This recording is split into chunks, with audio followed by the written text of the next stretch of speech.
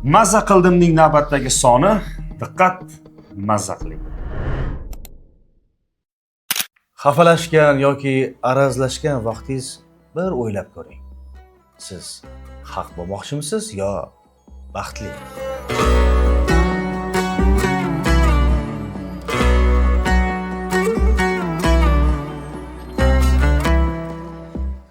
Ish qilib ko'miladigan kunimiz o'lgan kunimizga to'g'ri kelsin.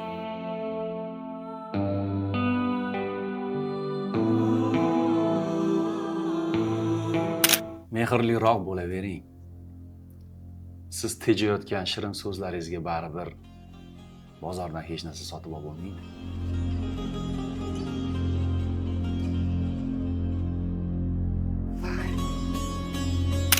Biz ko'p vaqtimizni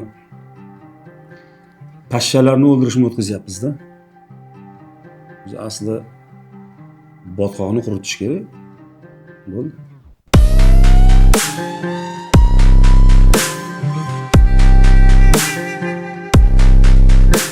Xo'sh, kimning gapiga maza qildingiz? Malika, Hikmat, Asadullo yoki Baxtiyor? Izohlarda yozing.